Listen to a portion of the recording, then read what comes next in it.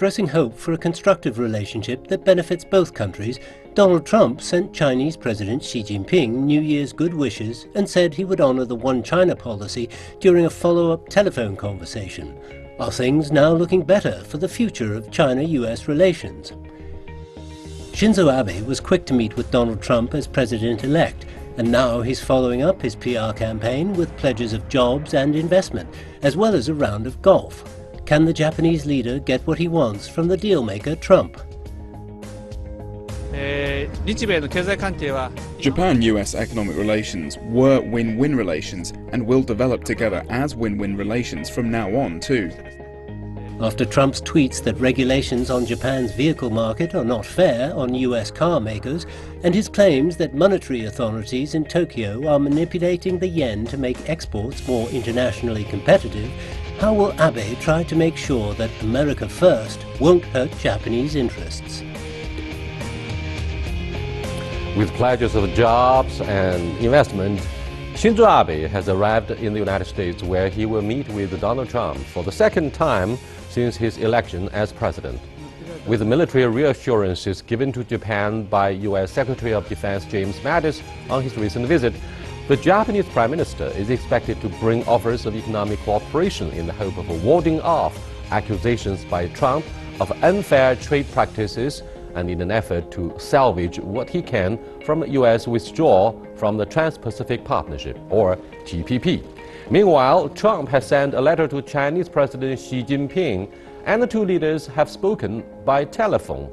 Trump promised to uphold the One China policy and spoke of what it is hoped will be a constructive relationship despite provocative campaign rhetoric. To discuss these issues and more, I'm happy to be joined in the studio by Harvey Zordin, a freelance columnist for China Daily. Today we have to say America first, China second, Japan third. And sitting with us is also Su Ge, president of the China Institute of International Studies. Now the two heads of states of China and the United States had a telephone call which sent out a very positive signal, and which reminds me of what Xi Jinping has to say. He says that the cooperation is the only correct choice for both countries. We shall also talk to Professor Takasato Watanabe via satellite. He's standing by at the Deutsche University in Kyoto. That's our topic. This is Dialogue. I'm Yang Ray.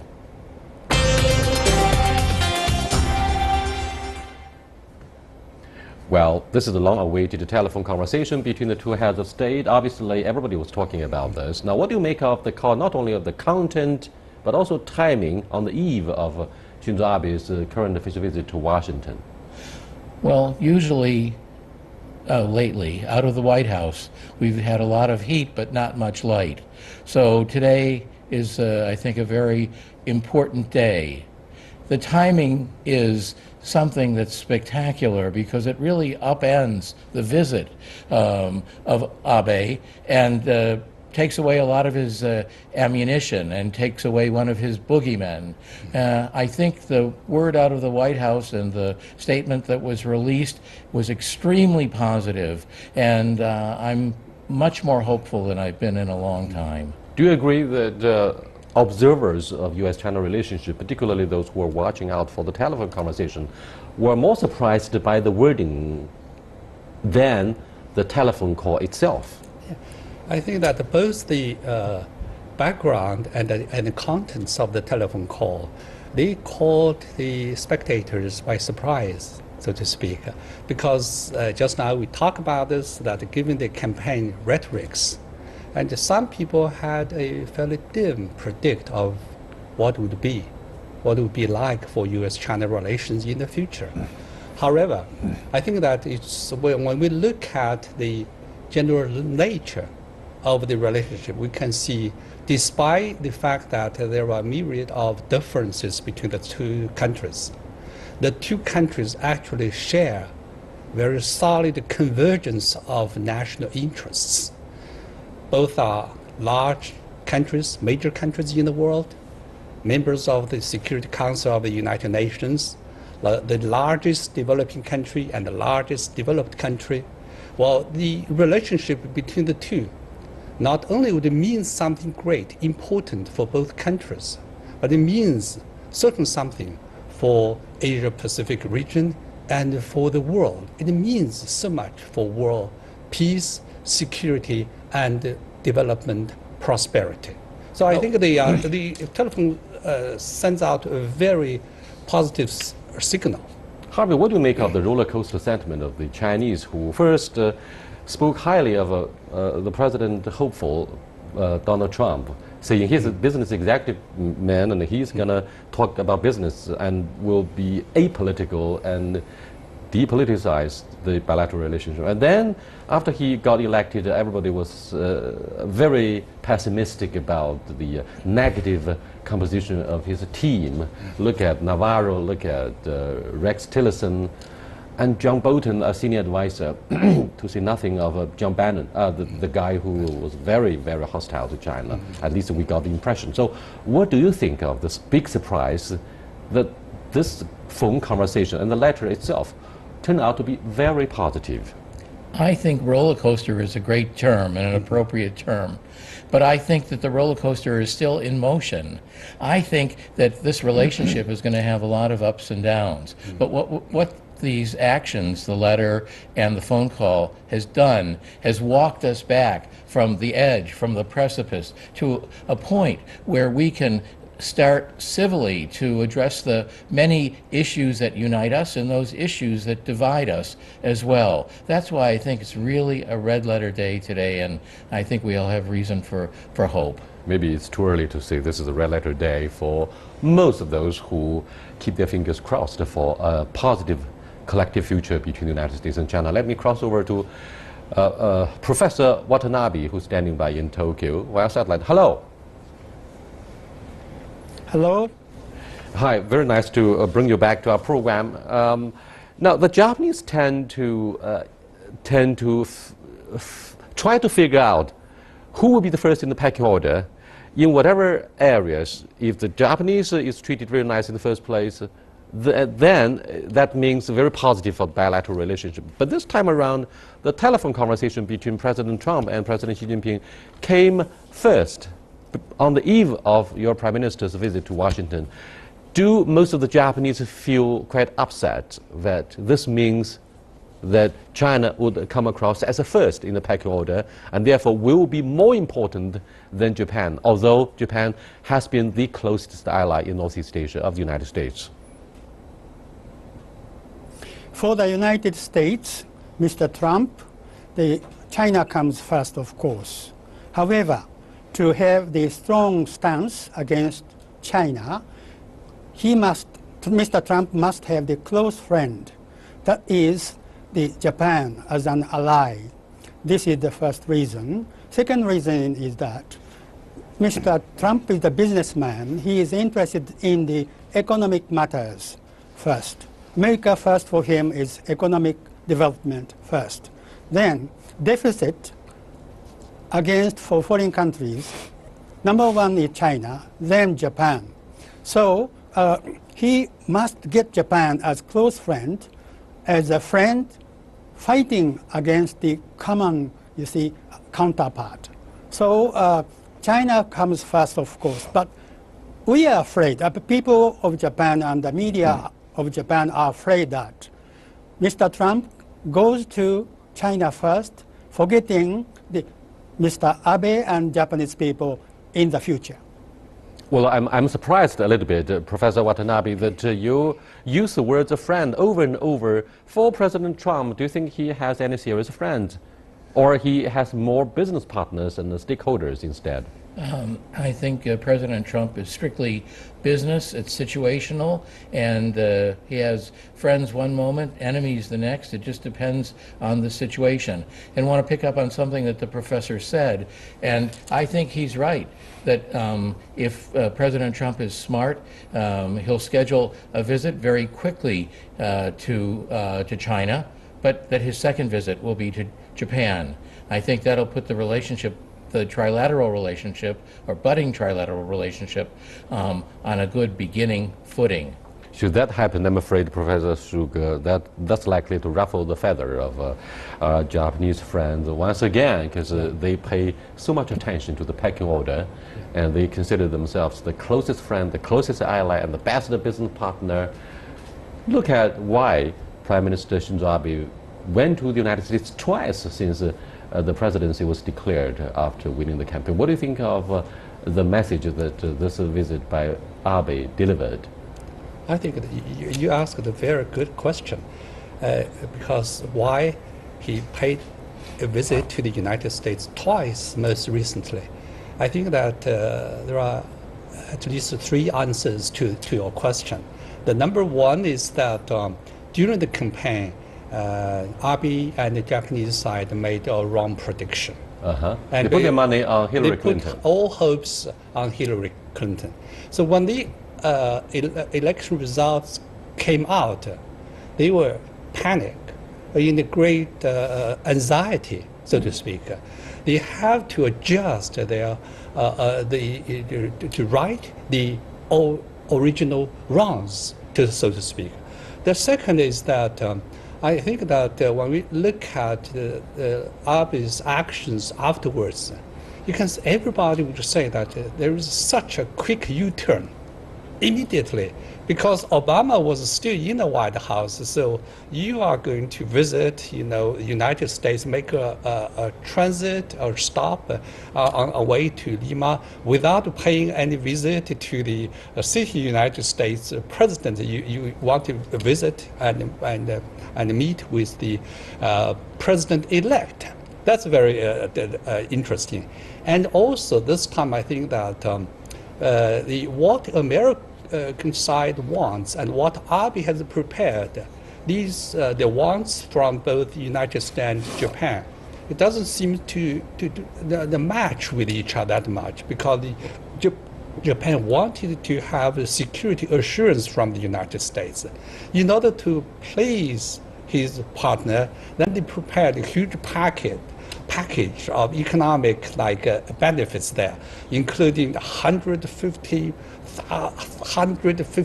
billion worth of US dollars of investment, 700,000 jobs, and 450 No big deal compared billion. to Jack Ma's offer, And who also, wants to create 1 million jobs for the United States. And then you ask when? In the next 10 years. But the question is, in 10 years, where would be both gentlemen be? Yes, so it looks like, to me, it's like drawing the big pie on canvas. The next big question is whether President Trump will be able to survive the next 4 years without being impeached. Well, that's a very funny story. But you are watching Dialogue with Zeldin Harvey, a columnist of China Daily, and Mr. Su Ge, president of the China Institute of International Studies. We are talking about not only the first phone conversation between President Trump and his Chinese counterpart, but also why it took place on the eve of Prime Minister Shinzo Abe's visit to Washington. We'll be back in a short while. Please stay with us. Let me cross over to President Watanabe for his comments on what would be the most likely outcome coming out of the ongoing visit by Prime Minister Shinzo Abe to Washington, the second of its kind since Donald Trump won the presidency. Now, Professor Watanabe, the Japanese government has been urged by Trump on the campaign trail to share almost all of the military spending that supports the American military bases in Okinawa and other places. Now, what do you think of the readiness of the Japanese government to share the financial burden, despite the strong protests from locals in your territory? This is a little complicated, but Mr. Abe doesn't want to make the image that he has to follow Mr. Trump's appeal to increase the money supporting for the Okinawa U.S. bases. So he brought Vice Prime Minister Aso this time. And so Mr. Aso and his counterpart will talk about the exchange problem. And then Mr. Aso will make the direct talks on the counterparts of America. And if something, compromise is realized, Mr. Abe can say that United States can defend Japan, including the Diao Islands, without asking us no more money. So this is a kind of the intrigue, you see, agreement hidden behind the talks between the two top leaders. A lot here in China, and perhaps many American friends would share the same concern, that your Prime Minister's top concern and avowed goal during his administration would be to press ahead, press the case of rewriting the pacifist constitution, which was imposed on your country with the end of the Second World War by the United States. And therefore, your two biggest neighboring countries, China and South Korea, to say nothing of the DPRK, would be quite upset. Now, do you think, given the increasing sense of uncertainty that characterizes the presidency of Donald Trump, you would do more to share your own self-defense and to go ahead with the rewriting of the Constitution? What do you think of the likelihood, despite the strong domestic opposition? About the peace constitution, more than 80% of Japanese are supporting that clause 9. However, the military industries in Japan, they want to have the tension the same as that in the United States too. So they want to have the military tension, and they want to say that we need the strong, you see, military coexistence between Japan and United States. And if some tension exists between Japan and China, it's the ideal stage. This is very cunning. So if we can go to the direction that peaceful relations without historical problems between Japan and China, it will be the best way to have the peaceful order. But Mr. Abe and his supporting military industries, they don't want to solve the question like this. Thank you very much. That's Professor Watanabe from Tokyo. Welcome back. Harvey and Suge, when we look at the chemistry between the three major players in Northeast Asia, ROK, PRC, and Japan, here is a big question. The Japanese ambassador to Seoul, ROK, stays in Japan for 1 month after he was recalled, following the setting up of a status of comfort women in front of the Japanese Consulate General in Busan. Now that showcased the anger of the Japanese government. Now, ASEAN, the regional bloc, has fallen apart over the issue of territorial disputes because Hun Sen, Prime Minister of Cambodia, refused to host a joint statement at the summit meeting to condemn China following the July 12th ruling of the Hague International Arbitration. And Filipino President Duterte was on loggerheads with the United States. Vietnam sent out their very high-profile delegation to China to cultivate a very friendly relationship that has toned down effectively not only the bellicose rhetoric, but also reduced effectively the tensions between these two, shall we call, communist countries in Asia, the legacy of the Cold War. So Japan would find itself a little bit isolated on the issue of South China Sea. And Prime Minister Shinzo Abe has traveled extensively, except for the two closest neighboring countries. That's the irony. It's a note of irony.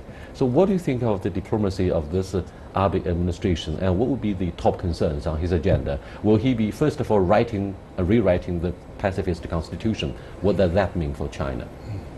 Well, I think this visit will be an opportunity for him to try to get Trump to support that notion, because Trump has said that countries should pay more for their own defense, and Abe could make a case that this would be the situation if that article of the Constitution of Japan were changed. But that notwithstanding, especially with today's cordial phone call between President Xi and President Trump, have to say that President Abe, who's a wily politician, is between a rock and a hard place, and he has some pretty serious thinking to do, or he's going to be in real, not only political trouble at home, but in geopolitical trouble with his neighbors and with the international community.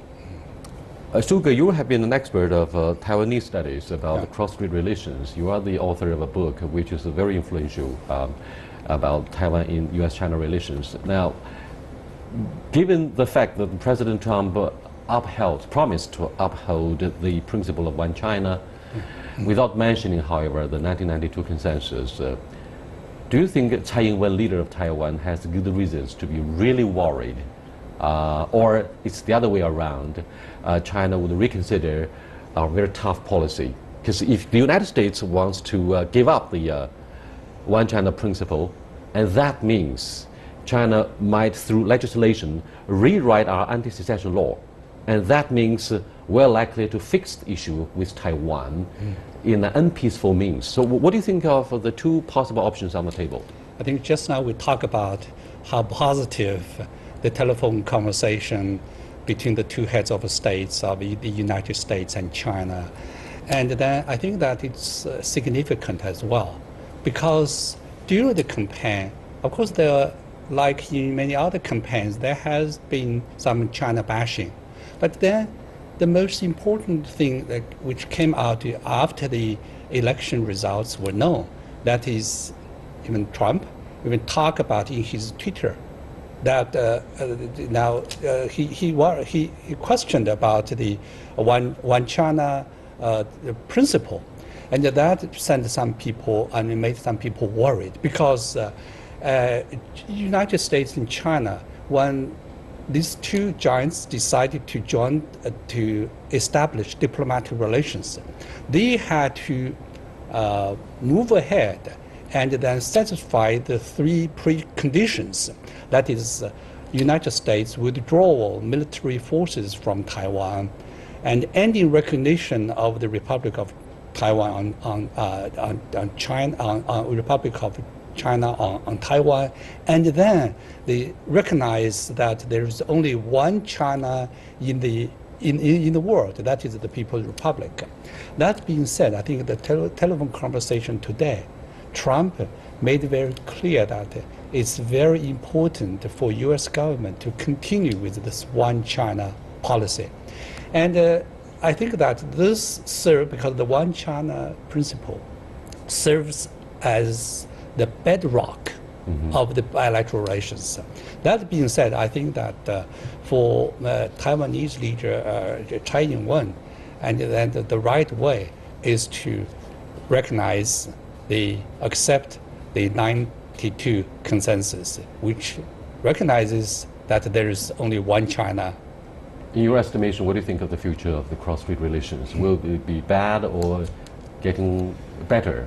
Well, I'd like to say that in view of today's phone call and the letter the other day, it seems like either there's two different Trumps, or Trump is maturing as a president. He does not have a lot of experience, so maybe now he's listening to the right set of advisors. The Secretary of State is one, the Secretary of Defense is another, whereas before he was listening to the more red meat, if we can call it that, political advisors. So I think if Trump, who's not a stupid man, starts learning from these experts, we'll be seeing a lot more reasoned decisions, and I think we may see a return to status quo ante, to where it was before the phone call with the president of Taiwan. Many in China say it's less boring to examine what's been going on between the United States and China since Trump won the presidency than the messages that Abe delivered through this official visit. Because we had Ivanka, the beautiful daughter of a president, in our Chinese embassy in Washington during the Spring Festival, or Chinese Lunar New Year festival. And ahead of that, Jack Ma, a chairman of Alibaba, was invited by Trump to have a very good conversation on job creation and what the e-commerce means for his presidency. So, what do you think of the non-governmental diplomacy between the two countries ahead of this very important telephone conversation? The public diplomacy plays a ever increasing role in the bilateral relations. Just now you mentioned the daughter of the President Trump, Ivanka, and her daughter. And I think they left a deep impression on the Chinese audience. That's being said, I think that's a very good move. Another thing I would like to add is that economics matters. Because I asked an American friend, what would you make of President Trump's policy? It's the three words: jobs, jobs, and jobs. Well, if that's the case, if you look at United States and China, the largest two economies in the world, and most important, what's more, these two economies are complementary to each other. We buy Boeing planes, and then the GM sells more cars in China than in the United States, and so on. And we buy soybeans from the United States. But when you look at the U.S.-Japan trade, and they are not so complementary to each other. Toyota, President Trump made that a case. He said, well, you make so many cars in Mexico, now you sell to the United States, and we have so many cars from Japan in the United States. But in Japan, how many American cars are there? Well, and then 1%. Well, Mr. Zhuge goes back to Japan, again to my disappointment. Let's come back to examine the charm of President Trump's diplomacy. Now, many in the United States complain that he places too much hope on his family and the role of the family diplomacy. Is that something that could characterize his leadership in this particular area? Obviously, when you look at the wording of the letter and the conversation, very positive. It seems a prior consultation must have been done. Do you think Kushner, the son-in-law, has played a pivotal role in shaping the non-governmental diplomacy ahead of the summit? Many people in America complain about this, but I think given the unique nature of this administration, I think it's fine. And I think that back channels, there are other back channels, by the way, and I think they all need to be used, and especially if the result is as good as what we've seen today. What do you think? The family diplomacy instead of ping pong diplomacy. If Shinzo Abe played golf, why shouldn't President Xi Jinping invite Trump to play ping pong? I mean, ping pong diplomacy opened the door for our two countries back in the early 1970s. That's a good idea. But this time back a little, if you ask the people about what they think of the granddaughter of President Trump, and everybody would remember that she said in Chinese, 兔子 meaning rabbit. Rabbit. I belong to rabbit, according to zoology. But thank you very much for being with us with our content of this discussion on the phone conversation between Xi Jinping and Donald Trump, as well as the visit by Shinzo Abe to Washington. I'll see you next time. Goodbye.